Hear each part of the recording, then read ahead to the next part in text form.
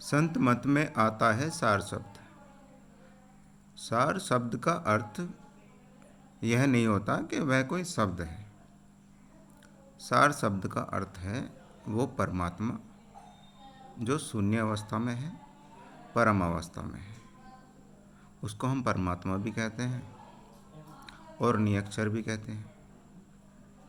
नियक्षर के अक्षरों में जिसको बांधा नहीं जा सकता। निशब्द भी कहते हैं कि जिसको शब्दों द्वारा बोला नहीं जा सकता।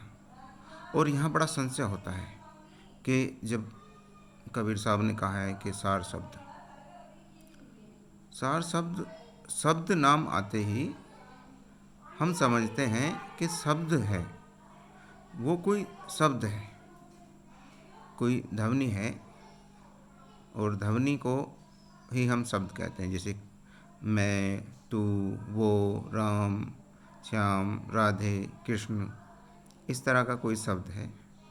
और शब्द स्वरूप, यहाँ भी संशय हो जाता है कि शब्द स्वरूप कि कोई शब्द है जैसे राम और वो शब्द स्वरूप है। शब्द स्वरूप माने उसका शब्द के रूप में स्वरूप है उसका, जैसे कि राम है, श्याम है, कृष्ण है, या महादेव है, या दुर्गा है, आदि शक्ति है।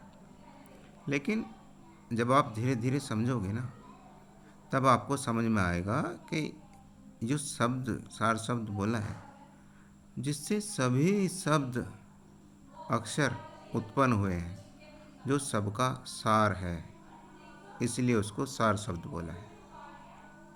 ये संतों की वाणी बड़ी अटपटी होती है और सरलता से समझ में नहीं आती। जब आप जिस स्टेप पर होगे, जिस पैड़ी पर होगे, जिस स्तर पर होगे ज्ञान के, तब कुछ वाणियाँ आपको समझ में आएगी, पहले नहीं समझ में आएगी। धीरे धीरे आप सत्संग करोगे, संतों की वाणी सुनोगे, ज्ञान की बातें सुनोगे, तो अपने आप ही रहस्य खुलने लगता है।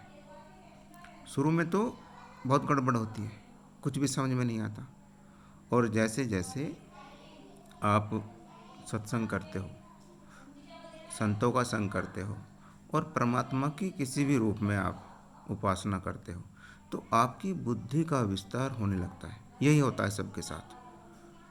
बहुत बातें ऐसी होती हैं कि आप उनको कहीं से सुनते भी नहीं, पढ़ते भी नहीं, लेकिन वो ऑटोमेटिक ही आपकी बुद्धि में आ जाती है। अरे अरे अरे, इसका अर्थ ये है ना। वो भटकाव अचानक से दूर हो जाता है।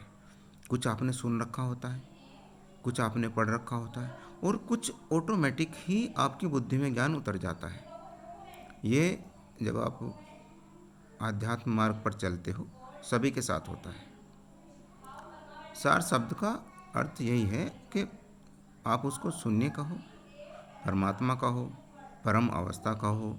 और सार शब्द, सतलोक भी उसी को बोला है। कई संतों ने जो सतलोक कहा है ना, सत्यलोक यानी कि जो सबका आधार है, सत्य है, ठीक है, उसी को सतलोक भी कहा है। और कहीं कहीं वैकुंठ भी बोला है। कुछ संतों ने, कुछ महात्माओं ने वैकुंठ भी बोला। वैकुंठ भी वही है, सार शब्द भी वही है, सतलोक भी वही है, प्रकाश दिव्य लोक भी वही है। और ये कहो कि जहाँ आनंद ही आनंद है, आनंद तो अपने आप है। क्यों? क्योंकि वहाँ कुछ है ही नहीं।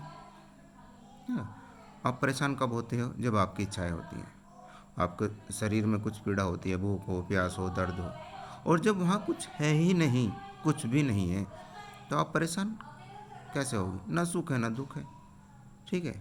तो वहाँ आप सुकून से हो। सुकून का मतलब यह है, सुकून भी नहीं है लेकिन कुछ भी नहीं है, जैसे कि नींद में कुछ नहीं है, तो क्या है? ना बेचैनी है, ना आनंद है, ना किसी से मोह है, ना ईर्ष्या है। ये स्थिति है। वहाँ पर आप जाकर विलुप्त हो जाते हो और वो शून्य है। शून्य से ही सब कुछ प्रकट हुआ है, उसी को सार शब्द कहा गया है, ठीक है। वो अपने अपने आधार से संतों ने समझाने के लिए किस आधार से किसको क्या बताया है, ज्ञान के स्तर से। मान लीजिए मैं आपको कुछ बातें बताऊं और वो आपको कहाँ से समझ में आएगी, ये भी देखना पड़ेगा कि आप किस स्तर पर हो। तो संतों ने सामने वाले को देखकर वाणियाँ कही हैं कि उसके ज्ञान का स्तर कहाँ तक है।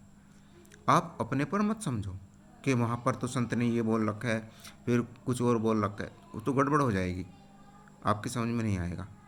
वो सामने वाले को उन्होंने सत्संग कराते समय उसके ज्ञान के स्तर से बताने की कोशिश की है, और जितनी भी ये उपमाएं हैं, परमात्मा को देखो बताया नहीं जा सकता। ये आप बाद में समझोगे जब आगे आगे इस मार्ग पर चलोगे। और जो इस स्टेज पर हैं वो मुझे अच्छे से समझ रहे होंगे। नहीं, आपकी समझ में नहीं आ रहा वो एक अलग बात है, लेकिन जो काफ़ी उच्च स्थिति पर आ चुके वो समझ रहे होंगे मेरी बातें और आनंदित भी हो रहे होंगे। लेकिन आपको समझाने के लिए मैं बता रहा हूँ कि शब्दों के जाल में मत उलझो। सिर्फ तुम, जो संतों ने कहा है, साधारण सा रास्ता दिया है कि चक्रों के चक्कर में भी मत पड़ो। कुंडली जागरण, ये वो, और रंग दिखना, नाद सुनाई देना, आवाज़ आना, प्रकाश दिखना, छोटे छोटे सितारे से ये टिम्मियाँ सी, कहीं कहीं रोशनी की झलक सी आ जाना, इनके चक्करों में मत पड़ो, क्योंकि उलझ जाओगे। ये भी एक माया का ही खेल है, ये मस्तिष्क ही रच देता है। ठीक है, आप अपने गुरु से वो देख लो जहाँ सूरत को सार शब्द से जोड़ा जाता है। सार शब्द का मतलब उस परमात्मा से जोड़ा जाता है। ठीक है, सुरति को शब्द से जोड़ा जाता है, और शब्द से जोड़ने का मतलब यह है कि सीधा सीधा परमात्मा से। सार शब्द का मतलब है परमात्मा से, जो आपके अंदर सुरति के रूप में है, और जो बाहर है वो परमात्मा, या शून्यावस्था में, या तेजोवस्था में, ऊर्जावस्था में, बहुत नाम है ना। अपनी भाषा अलग अलग है सबकी, उन्होंने कुछ अपनी भाषाओं के आधार पर, कुछ अपने भाव के आधार पर उस परमात्मा को नाम दिए हैं। आप अब जिस संत ने अपने भाव से जो नाम दिया है, ठीक है, करुणामयी, दयामयी, ज्ञानदाता, तो आप इन नामों में उलझ कर रह जाओगे। इन नामों में न उलझ कर आप सत्य को जानने की कोशिश करो। और सार शब्द का अर्थ भी परमात्मा ही है।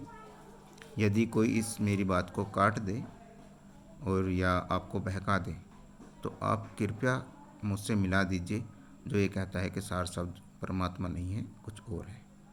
जय सच्चिदानंद। आपकी भक्ति सफल हो, आपका रास्ता परमात्मा सरल करे, और जो समझ में नहीं कुछ आता तो मुझे, मैं कृपया करके कहता हूँ, कृपया मुझे सेवा का मौका दे। फिर से सभी को सादर प्रणाम। जय सच्चिदानंद।